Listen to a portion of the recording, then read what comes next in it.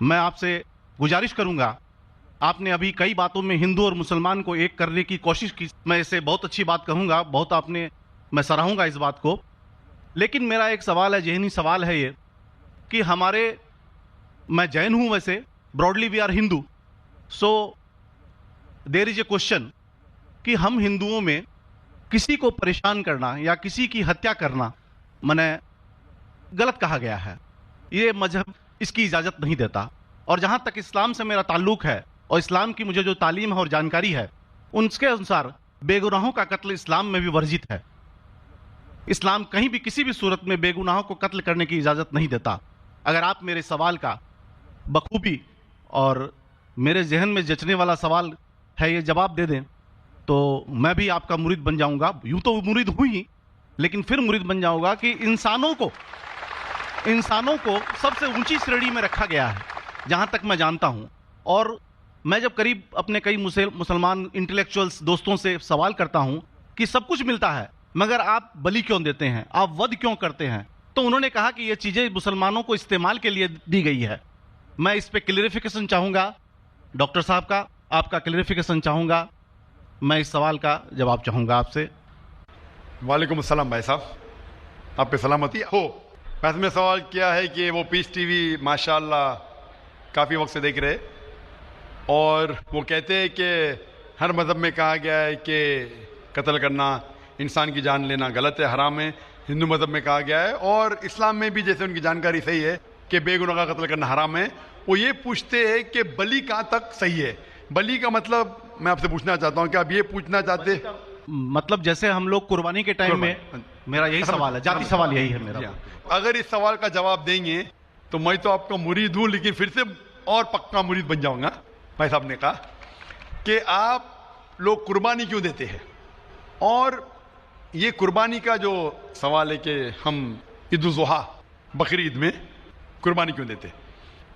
कुरान मजीद में अल्लाह ताला फरमाते हैं सूरह हज में सूरह नंबर 22 में कि ना ही गोश्त ना ही खून अल्लाह को जाता है। अल्लाह को ना खून की ज़रूरत ना गोश्त की ज़रूरत। ये कुर्बानी के वक्त अल्लाह को खून नहीं जाता ना गोश्त जाता है। लेकिन तकवा, आपकी पायटी, आपकी परहेजगारी अल्लाह को पसंद है।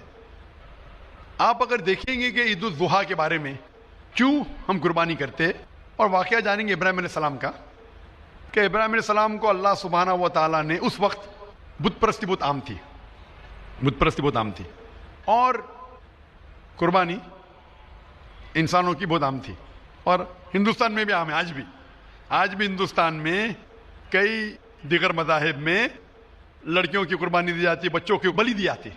क्या आप छोटे बच्चे का कत्ल करो, औरत का कत्ल करो, बलि दे जाओ और भगवान खुश हो जाएंगे। कई जगह अल्हम्दुलिल्लाह मुसलमान में नहीं है। तो उस वक्त इब्राहिम अलैहिस्सलाम को अल्लाह ने पूछा कि आपको सबसे ज़्यादा अजीज़ इस दुनिया में क्या चीज़ है, तो उन्होंने कहा कि मेरा बेटा। तो उन्होंने पूछा कि आप अपने बेटे की कुर्बानी दे सकते, अपने पैगंबर इब्राहिम अलैहिस्सलाम से बेटी कुर्बानी दे सकते। तो वो चौंक गए और अल्लाह के पैगंबर थे, उन्होंने ना कि बेटे से कहा, बेटे ने कहा बेशक अल्लाह के लिए आप मेरी कुर्बानी दे सकते, आप अपने आँख पे पट्टी मारना। जैसा अल्लाह ताला फरमाते इस दुनिया में अल्लाह ताला हमारा इम्तिहान ले रहे, तो अल्लाह ताला इम्तिहान ले रहे अपने पैगंबर इब्राहिम अलैहिस्सलाम का। अल्लाह ताला ये भी जानते कि इब्राहिम अलैहिस्सलाम जवाब क्या देंगे, तो इब्राहिम अलैहिस्सलाम अपने आँख पे पट्टी मारते और जिस तरीके से हुक्म आता है अपने बेटे की कुर्बानी देने जाते, उस वक्त ही एक भेड़, गोट या शीप आ जाता है और उस शीप की कुर्बानी हो जाती है। तो उस चीज़ को याद रखने के लिए आज भी मुसलमान बकरीद के टाइम पे, ईद उल जुहा के वक्त जानवर की कुर्बानी देते। ये याद दिलाने के लिए हमें, क्योंकि ये अल्लाह सुब्हानहू व तआला की तरफ से अपने आखिरी पैगंबर मोहम्मद सल्लल्लाहु अलैहि वसल्लम ने कहा, उसकी बात मानते। लेकिन अगर मैं सोचूं दिमाग से क्यों, तो ये सोच सकता हूं कि ये हमें याद दिलाने के लिए क्या अल्लाह को इंसान की कुर्बानी की ज़रूरत नहीं, इंसान की जान लेने की ज़रूरत नहीं। तो जो आज दुनिया भर में आज भी हो रहा है कि बच्चों को कत्ल किया जा रहा है, औरतों का कत्ल किया जा रहा है, बलि पे चढ़ाया जा रहा है, ये बिल्कुल गलत है। और दोनों में आप देखेंगे फ़र्क। अगर कोई दूसरे मज़हब में, या हिंदू मज़हब लो या दिगर मज़हब लो, अगर कोई जानवर की बलि चढ़ाई जाती है तो उधर ही रख दिया जाता है और अक्सर वो फजूल हो जाता है। हो सकता है कभी कोई चुपके से आके खा ले। इस्लाम में जब कुर्बानी दी जाती है ईद उल अज़हा के टाइम पे, सबसे पहले जो मैं कह रहा हूं कि मेरी मंतक ये समझ सकती है कि हमें ये याद दिला रहे कि इंसानों की बलि चढ़ाना हराम है। और जब हम याद दिलाते हो, जब बकरा काटते या जो भी काटते जानवर, इस वक्त जब हम काटते हम अल्लाह का नाम लेके काटते, और जो भी जानवर की कुर्बानी देते उसके 3 हिस्से कर सकते। एक हिस्सा हम खुद रख सकते, खुद के इस्तेमाल में ला सकते, एक तिहाई हिस्सा। दूसरा हिस्सा हमें हमारे रिश्तेदार में बांटना चाहिए, और तीसरा हिस्सा गरीबों में बांटना चाहिए। जब कुर्बानी दे रहे हम उस जानवर का इस्तेमाल कर रहे, जानवर खाना अलाउड है क्या ना, वो एक अलग बहस है जिसके ऊपर आप पूछे तो वो जवाब अलग है कि जानवर खाना सही है क्या गलत है, वो एक अलग डिबेट है जो हम अभी नहीं। अगर आप पूछना चाहे तो अगला सवाल पूछ सकते हैं। एक तीसरा हिस्सा हम इस्तेमाल करें, एक तीसरा हिस्सा हम दोस्तों में बांट रहे हमारे रिश्तेदार में, और तीसरा हिस्सा हम गरीबों में बांटते। तो इनमें गरीबों का फायदा हो रहा है, ना फजूल खर्ची हो रही है, और याद दिलाया जाता है कि इंसानों का कत्ल करना गलत है। तो ये अच्छी चीज है। जब बलि जैसा देखे बाकी मज़ाहिब में क्या हो रहा है, इंसानों का कत्ल किया जाता है, बिल्कुल हराम है। उसके अलावा जब जानवर का भी कत्ल करते हैं वो जानवर फजूल खर्ची में जाता है। इस्लाम में हमें याद दिलाया जाता है, और कुरान मजीद में लिखा है सूरह माइदा सूरह 5 आयत नंबर 1 में, और सूरह नहल सूरह नंबर 16 आयत नंबर 5 में, कि जो जानवर आपके लिए हलाल है वो खा सकते, जो चौपाया है। खाली वो जानवर मत खाओ जो आपके लिए हराम है, जो हलाल है वो खा सकते। तो ये खाने के लिए हमारे लिए खुराक है।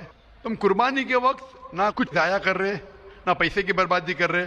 हमें याद दिलाया जाता है क्या ना खुदा को गोश्त जाता है, ना खुदा को खून जाता है, खुदा को तकवा जाता है। हमारा तकवा, हम कितने परहेजगार है। और साथ साथ इसका इस्तेमाल होता है, एक तिहाई हिस्सा मैं खाता हूँ, रिश्तेदारों में बांटता हूँ, और आखिरी तिहाई हिस्सा मैं बांटता हूँ गरीबों में। तो इससे फायदा होता है। तो इसमें क्या गलत है बनिस्बत दूसरे मज़ाहिब में?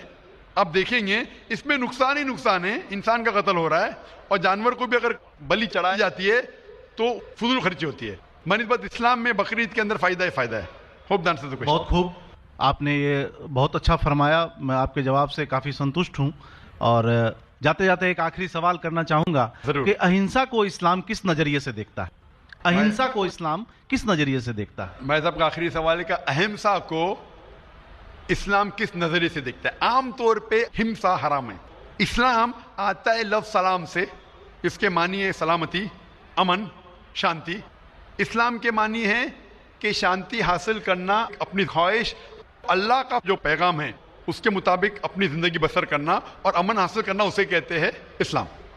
हिंसा आमतौर पे हराम है। लेकिन अगर मिसाल के तौर पे हम देखते हैं हर देश में कानून है कि चोरी मत करो, किसी का कत्ल मत करो, लेकिन कानून के अलावा पुलिस भी है कि अगर कोई कानून को फॉलो नहीं करता है, कोई चोरी करेगा तो पुलिस उस वक्त जबरदस्ती कर सकती है, पुलिस फोर्स का इस्तेमाल कर सकती है, पुलिस कभी कभी हथियार का इस्तेमाल करती है अमन और शांति बरकरार रखने के लिए देश में। उसी तरीके से इस्लाम में हिंसा आमतौर पे हराम है, लेकिन हर इंसान शांति नहीं चाहता है। कुछ इंसान जो अशांति चाहते हैं और जो अल्लाह का फरमान पे अमल नहीं करते और शांति को भ्रष्ट करना चाहते, उस वक्त इस्लाम इजाजत देता है कि आखिरी मरहले पे आप हिंसा का इस्तेमाल कर सकते शांति लाने के लिए, हिंसा का इस्तेमाल कर सकते शांति लाने के लिए, खुद के फायदे के लिए नहीं।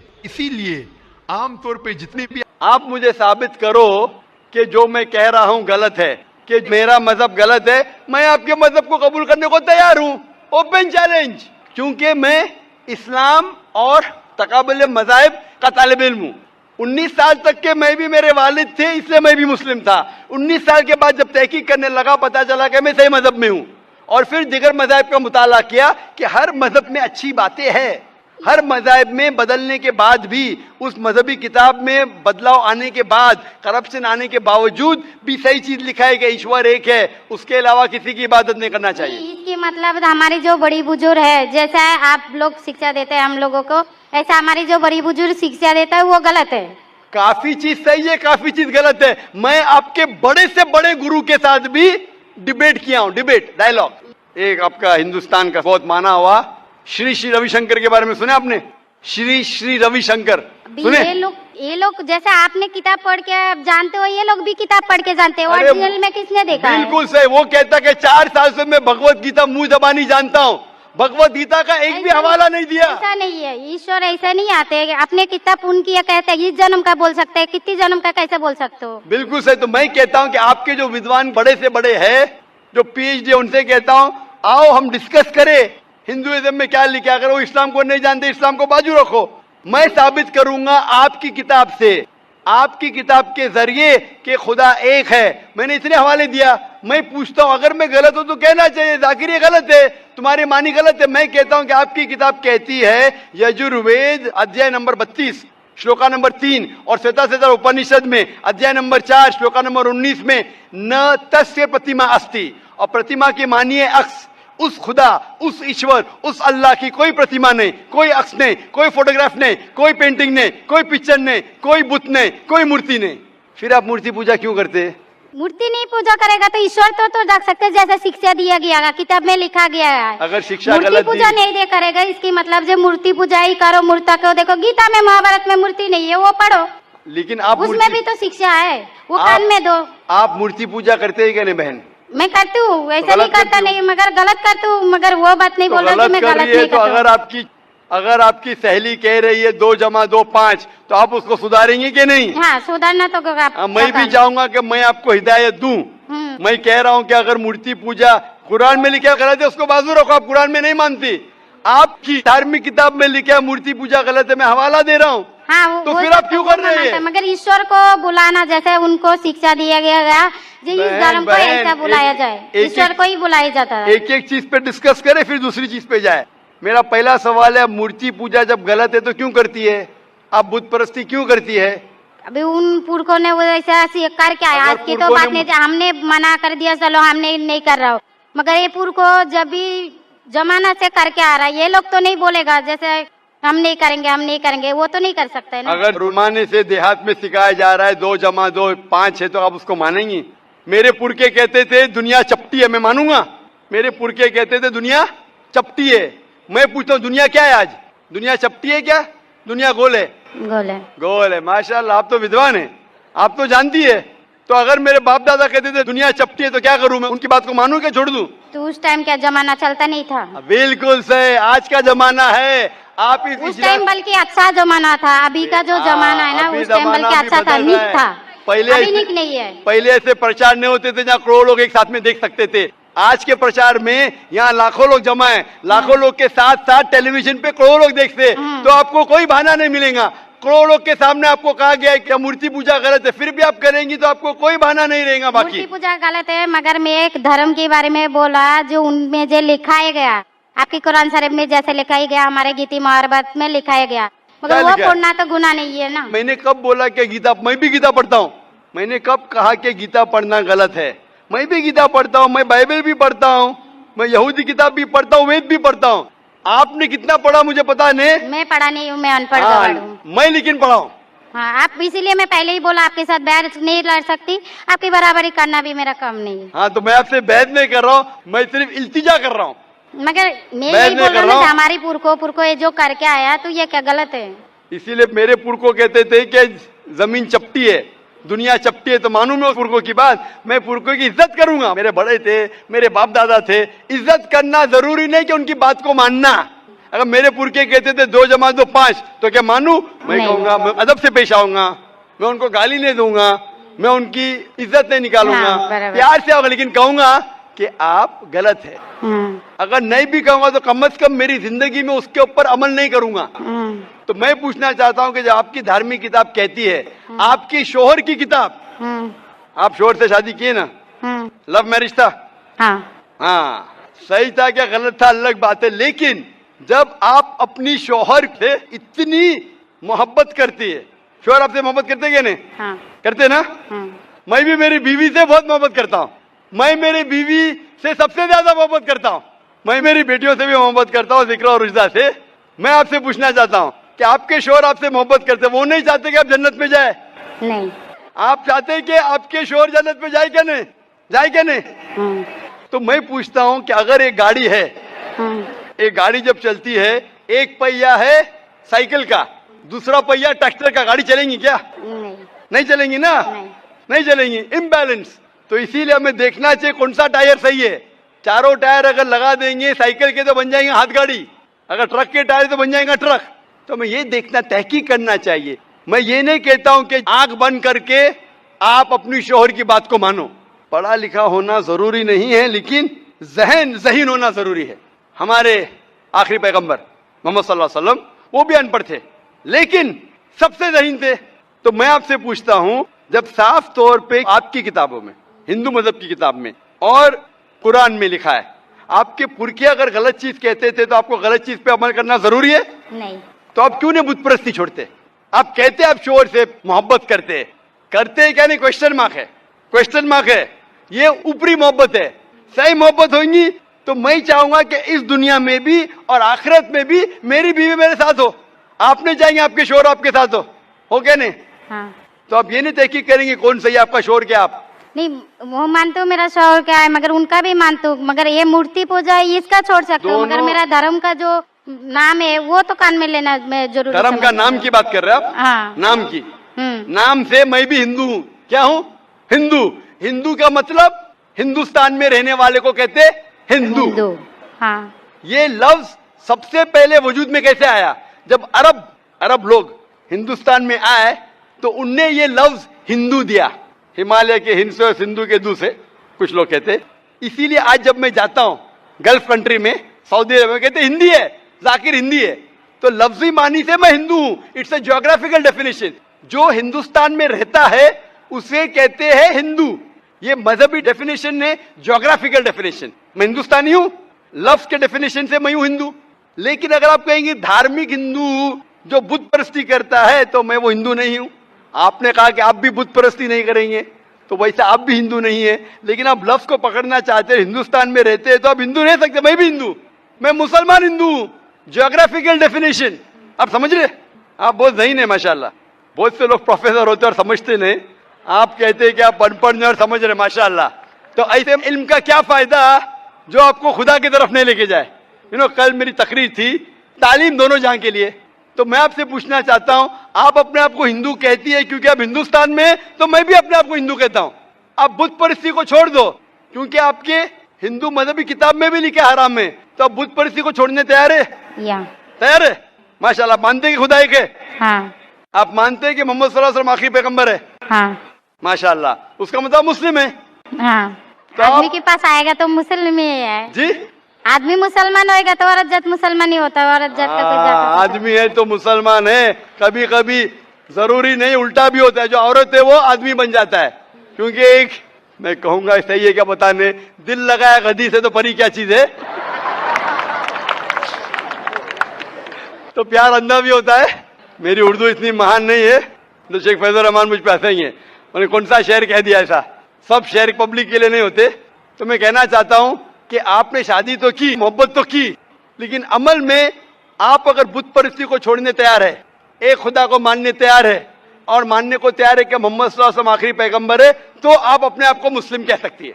हाँ, मैं मुस्लिम तो हूँ। माशाअल्लाह। तो आप मानते हैं कि खुदा एक है? हाँ। आप मानते हैं बुत परस्ती गलत है? हाँ, गलत है। आप मानते हैं कि मोहम्मद सल्लल्लाहु अलैहि वसल्लम आखिरी पैगंबर है? हाँ। आपको कोई भी जबरदस्ती कर रहा है इस्लाम कबूल करने के लिए? नहीं नहीं, मेरे को कभी कोई किया ही नहीं। माशाल्लाह। कितने साल पहले आपकी शादी हुई? मेरे को अभी 8-9 साल हो गया। 9 साल हो गए। आपके शोहर ने जबरदस्ती नहीं किया। सही किया है गलत किया बाद में डिस्कस करेंगे, लेकिन आज आप अपने दिल से कबूल करना चाहती है इस्लाम? हाँ। आप पे कोई भी दबाव नहीं? नहीं। आप दिल से करना चाहती? इंशाल्लाह मैं अरबी में कहूंगा, आप उसे दोहराइए।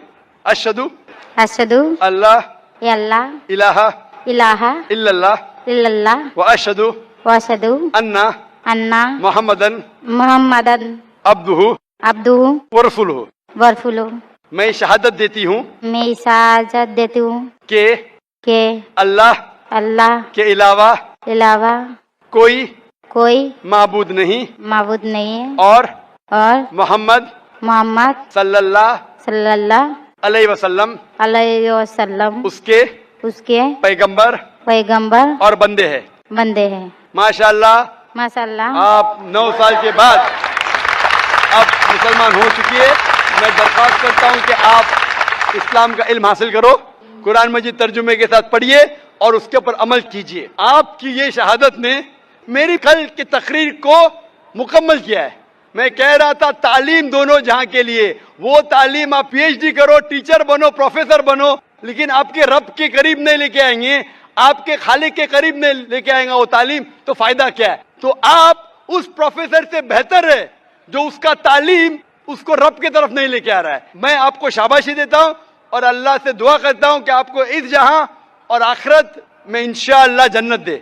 होप